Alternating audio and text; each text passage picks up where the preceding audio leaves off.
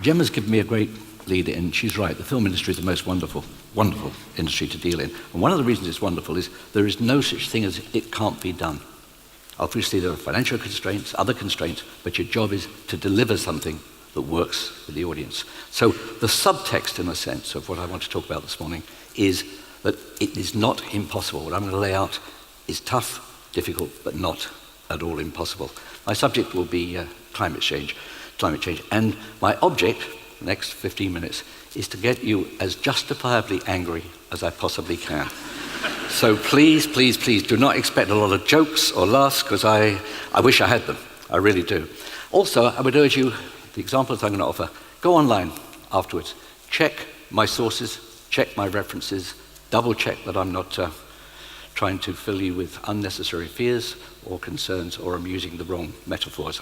I really sincerely hope I'm on. Now, the first obvious question is, what is a septuagenarian ex-film producer doing on a stage talking about climate change? Well, the great thing is I do have a little bit of form. 7 years ago, to my great good fortune, really, I chaired the committee, parliamentary committee, that put through Parliament the world's first climate change act, setting fixed targets, carbon targets and binding targets that Britain is today forced to deal with or find a way around. So I do a bit of history. I'm very proud of what I did. I'm very proud of the people I worked with. Most important of all, I got the opportunity for a year to interrogate and take evidence from people from around the world, from China, the United States, everybody. So we became, as a committee, pretty damn expert. Also worth mentioning that we got this bill through with remarkably little resistance cross-party. So one of the very good things, 2007, was that here was a bill, the world's first climate change bill, which people took real pleasure in it being the world's first, and with, as I say, remarkable lack of unpleasantness and controversy. I want to ask you to develop your anger through 4 prisms, really: economic, health, environmental sustainability, and leadership. Or I should say leadership or the lack of it. So I'm going to kick off, if I may, with the economic. Listen to this.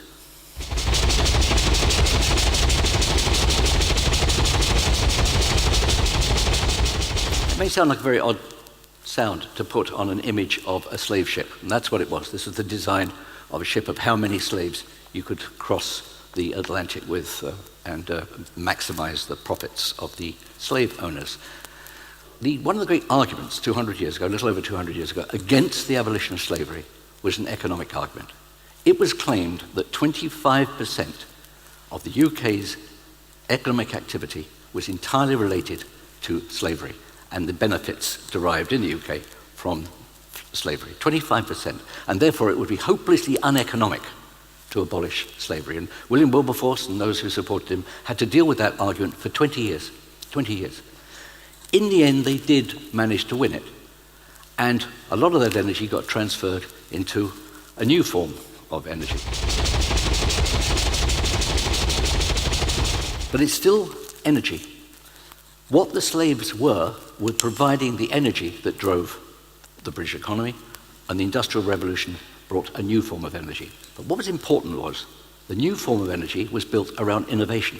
Once there weren't slaves to rely on, once there weren't this cheap, apparently plentiful form of energy, they had to develop new forms of energy. And the slave owners, many of them, hopefully, went out of business, and a new group of mill owners were not the greatest people in the world. But Britain's economy, far from tanking, which is what had been predicted, grew as never before. The development of the Industrial Revolution literally was bound up in the surge of innovation and confidence that led from the abolition of slavery. So the economic argument that kept slavery on the statute books for years was demolished within 30 years. I just would like to hold, as I say, hold that thought. What they were actually doing was engaged in a disregard for human suffering in the pursuit of profit. And that card's going to turn up at least twice more. Now, through the prism of health. Last month, this extraordinary man died. He was the Surgeon General of the United States from 69 to 72. A very brave man. He took on the tobacco companies. And it was he who pushed through the very first warning, that warning, on packs of cigarettes. They managed to lobby in order to get rid of him. He was got rid of by the Nixon administration in 1972. He continued the whole of the rest of his life to argue the same case, but they got shot of him. In 1997, Congress, 25 years later, Congress called the leading figures in the tobacco industry to give evidence about the impacts of tobacco. Now, these guys have had 25 years of medical evidence on their desks. They knew exactly the situation. Here, thanks to YouTube, is what they said. Let me begin my questioning on the matter of whether or not nicotine is addictive. Let me ask you first, and I'd like to just go down the row, whether each of you believes that nicotine is not addictive. I heard virtually all of you touch on it, and just yes or no. Do you believe nicotine is not addictive? I believe nicotine is not addictive, yes. Mr. Johnston. Congressman, cigarettes and nicotine clearly do not meet the classic definitions of addiction. There is no intoxication. We'll take that as a no, and again, time is short. If you could just, I think each of you believe nicotine is not addictive. We just would like to have this for the record. I don't believe that nicotine or our products are addictive. I believe nicotine is not addictive. I believe that nicotine is not addictive. I believe that nicotine is not addictive. And I too believe that nicotine is not addictive. So, 9 years after, a second Surgeon General had unequivocally shown that nicotine was addictive, these lunatics were still claiming it wasn't. They've now kind of given up trying to persuade us. They've moved their wares to the third world and are now pushing cigarettes wherever they can in the Philippines and anywhere else. This is a classic example of the impact of deniability. Thousands and thousands and thousands of people died because they clung on to this notion that there was no causal link, was the phrase. There was no proven causal link between cigarettes and lung cancer. Thousands of people died. This man, Ralph Nader, check him out, saved my life. He also saved the life of hundreds of thousands of other people. He fought for 20 years with General Motors for the installation of seatbelts in cars. He had an amazing amount of evidence. General Motors not only fought him, they also blackmailed him, they followed him, they did everything possible to discredit him, to the point that Senator Bobby Kennedy required General Motors chairman to come to the Congress and personally apologize to Mr. Nader for what they'd done to him. He saved thousands of lives in the face of the denial of the automobile industry that seatbelts were valuable. So these are two more examples of organizations disregarding human suffering in the pursuit of profit. I had a bad car crash in Italy 3 years ago. I would not be here. There's no question about that. I would not be here, but for Ralph Nader. Go on to the next one, environmental sustainability. This is a tough one. I think that as human beings, we are not unlike gerbils. We're kind of great at the fight or flight thing. We're great when we sense danger at jumping up, looking around, and spotting it, and reacting. We're good at it. It's what's kept us on this planet all these years. What we're terrible at, is dealing with slow burn issues. Issues that just get worse and worse and worse in the background, and which on a day-to-day basis we can kind of put in the back of our minds and not get too engaged with. We are very, very susceptible to what I would term slow burn issues. Now, I'm a child of the 60s. I was brought up with this mantra. I believed it then. I believe it, if anything, more powerfully now. Basically, unless you're prepared to become part of the answer, you are by definition part of the problem. And this is, nowhere could this be more true than in the area of environmental sustainability. I also think that Nelson Mandela, as usual, was right when he says that in order to solve these problems, we can't just address them with our expectations, we actually have to exceed our expectations. All of you will know the notion that the planet is finite, but that if we all want to live in the way that the West lives, we will require 5 planets. 5 planets. There aren't 5 planets. Let me make one very important point. Don't worry about the planet. The planet is fine. We're the problem. The planet can live perfectly happy and will continue for billions of years to come, very, very happily without us. It is we who the planet is probably fed up with. And with good reason, I might add. Now, it's not that we didn't know about this. This is the first edition of a book written 50 years ago, over 50 years ago, by Rachel Carson, Silent Spring. We were warned 50 years ago that what we were doing was unsustainable. We were warned that what we were doing was lethal to our own future. As I say, because it's been a slow burn issue, we chose to nod, make nice noises, and ignore it. Tom Friedman, a couple of months ago, this wonderful writer in the New York Times, I think he's absolutely right when he says this. How we make the transition to a stabilized and still prosperous relationship with the earth and each other is surely the story of our time. A bit more evidence.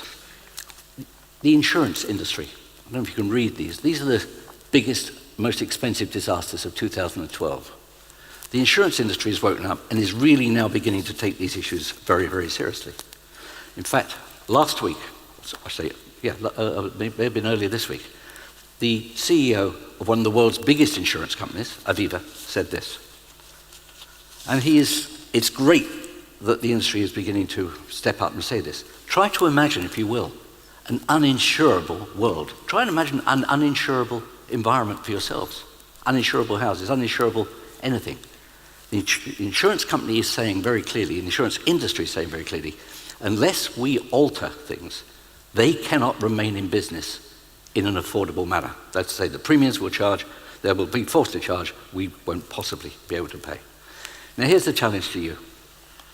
This also is exactly right. We're the first generation to feel the impact of climate change, and the very last generation, certainly in the people in this hall, to be able to do anything about it. Because if we continue to stick our heads in the ground, if we continue to act like gerbils and not like sensible, long-term people, if we continue to do that, we will undoubtedly face, and it won't be us, the consequences. This morning at breakfast, there were a couple of very young people with us. It is our children and our children's children that will suffer. We may just escape okay. I will. I'm 73 years old. I'll certainly, unless I'm very unlucky, get out of I will get off this, I'll get off this planet, let's be fair. None of us are going to leave this place alive, right? At some point, we're all going to face this. But this is not a sustainable future, and yet this is the actual reality of any number of cities in the world today. And why? Because we have an economic environment which is prepared, last time I'll show it, I promise you, is prepared to proceed disregarding human suffering in the pursuit of profit. We've been sucked into the belief that an economic system that we use and work with is the only possible way forward. And in truth, unless we alter the system, it is the absolute certainty that it will see the end of us as a species. Maybe by the end of the century, maybe beyond. Last point I want to make is about leadership. This is self-evident, but the first step in solving a problem is to recognize that there is one. Now, we don't have a bad record in this particular instance.